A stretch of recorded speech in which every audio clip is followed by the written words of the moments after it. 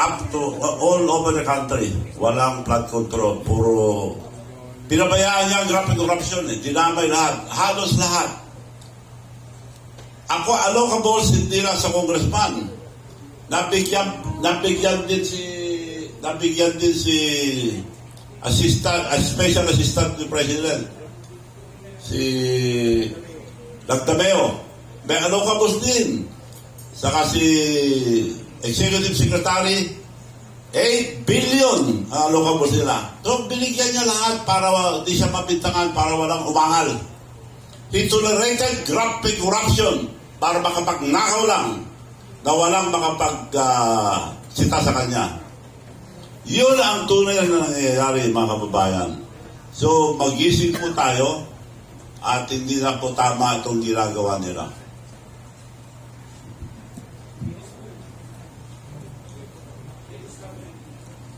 Now, nasa Guinness Book of Record na ang tatay nila.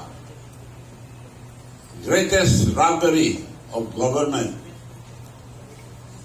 At akala ko nagpatulong sa akin na tumakbong presidente. Vice President lang gusto. Sinabi ko, presidente muna, pero pag nag-file si Sara, babaka dahil protected ka lang kung vice lang gusto mo. Yes, Manong. Mabait naman nung araw si Bongo. Hindi ko kalahin na ganito kasalbahe. So, tuloy natin yung ano.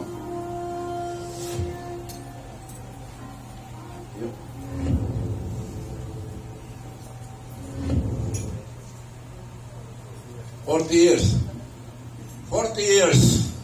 A tale of two Marcoses from father to son, a legacy of corruption. This is truly the biggest corruption scandal in the Philippine history. Noong last year, kung napansin nyo sa record, nung sinabi niya na mahiya naman kayo, right away, pinuna ko na. Dahil mula nung pinahiya ako sa Japan, nagtaka ako, pinag-aralan ko na, I scrutinize it, I studied it, I analyze it. Kaya pala, ininsulto na ako sa Japan dahil may gagawin silang masama. So, pinag-aralan ko rin siya mula nung binastos ako sa Japan. Kaya, napag-aralan ko lang to. Kaya, lalabas na sana ako last year.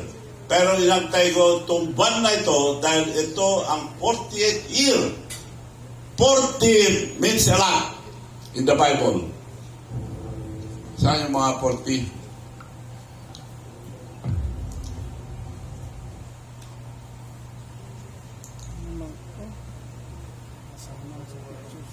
Ito muna. Marcos Romualdez noon, Marcos Romualdez ngayon, tama na, sobra na. 40 years apart. Ika-48 ngayon. So, inantay ko itong buwan na ito para maging 40 because 40 ay malaking bagay sa Bible. Ang ibig sabihin ng 40 is the completion and the start of a new beginning. Marami pong 40. Labas yung mga lahat ng 40. It rained for 40 days and 40 nights, Noah. Moses fasted for 40 days before he received the Ten Commandments. Jesus fasted for 40 days. 40 years Israelites wandered to serve in search of the promised land. 40 years Moses reigned over the Israelites. 40 years King David reigned. 40 years King Solomon reigned. So, very significant ang number 40. Kaya sigurado ako, eto, divine providence. Noong napatalsik si Marcos Sr. noon, 1986, he was 68 years old. Now, Bongbong Marcos is 68 years old. So, I'm sure na matatanggal si Bongbong Marcos now, ngayon, the soonest possible time. Sigurado yan, matatanggal si Bongbong Marcos. Dahil nasa atin ang katotohanan Hindi tayo pwede pababayaan ang ating Panginoon. I believe in God, I believe in miracles, and I believe in destiny. Siguradong babagsak si Bongbong. Patay ang mga bangag. Exactly 40 years apart, Marcos Sr. was ousted from power. The country again reaches its 40th year. That may be seen as a symbol of and will lead to removal of Bongbong Marcos at any moment now. So, tapos na ba tayo? History is repeating itself. Divine Providence number 40 in the Bible means the completion and the start of a new beginning. Okay na? Okay.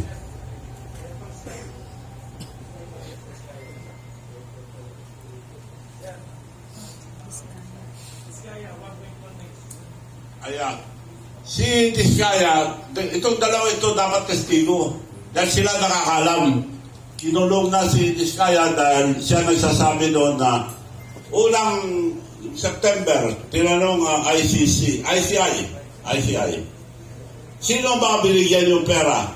Sabi ni Diskaya, Calatrava. Who is Calatrava? Siya ang head ng Office of the President for the Visayas. Ang asawa niya, kapatid ng asawa ni Martin Romualdez. Siya ang tumatanggap, siya nagbibigay ng project, siya tumatanggap ng mga 25%. Calatrava. Kaya ang mismo nagpatanggal si Chairman Reyes ng ICI. Tanggalin yan, hindi pwede ilagay yan. Doon tayo susunod. So, mga sumunod, sinabi ng mga binigyan, tapos nakalagay pa ron, binigyan namin ng 20 million sa pinagawa ni Speaker Martin Romualdez na radio station niya. Dahil maraming binibili ngayon ni Martin Romualdez sa radio station. So, ni-renovate nila yung radio station, they spent 20 million. Binigyan namin 20 million, sabi ni Diskaya. Huwag mo ilagay yan, tanggalin yan. Reyes mismo nagsasabi, Chairman, ICI, kalukuhan niya ICI, nawala na lahat ng member, si Reyes na lang naiwan na sinungaling. So si Sandy ko, 121 days bago nakasuhan, pinilit nila kinasuhan after 121 days. Nung nakahalata si Sandy ko, naliyalag lang dahil nung paalam na babalita, wag muna, kami pala sa'yo. Masyadong mainit pa. So, diyan ka muna. Nung nakahalata na, naliyalag lang na siya, nagsalita na. Nung nagsalita, 7 days, may kaso, may warrant of arrest. Yan bang hustisya? Wala, kalukuhan ng hustisya dito sa ating bansa. So, etong dalawa ito, importante testigo ito dahil sila nakakalam. Ngayon, hinahanap na yan. Pag pinatay yan, wala ng testigo. Si Diskaya, dapat ilabas para magsalita. Saan tayo magsusumbong? Wala. So, kung wala, sa taong bayan tayo magsusumbong ngayon. So, after this, we will schedule a one-time, big-time rally. And, nakikiusap ako sa lahat ng religious organization, lahat ng nagmamahal sa ating bansa, lahat ng ayaw sa katiwalian, sa graft corruption. So lahat, hinanyayahan ko kayo, pero magtatanong ako kung kailan yun, but it should be ASAP. And we will march to Malacanang. Now, I'll read to you a open letter to General Brother, the head of the Armed Forces of the Philippines. Ito, nasabi ko na kanina, si Orly Gutesa, tinago na ni Martin Romualdez. Babalik na rin para gamitin nila. So dapat yung mga Navy, ano ba siya, Navy or Marine? Kayo mga Marine, hanapin nyo yung kasama nyo. Inuuli na ito, pinababaliktad, pinaligtad na yata. Para gamitin nila Dahil siya nagturo kay Martin Romualdez. So, ito si Martin Gutesa.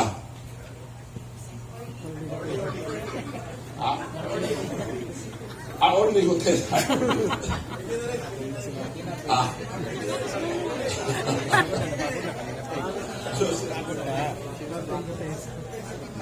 Okay. Tinago na ni Martin. Anak na ni Martin yan. Okay, kung papahintulot nyo, babasahin ko itong open letter to General Romeo Crowner.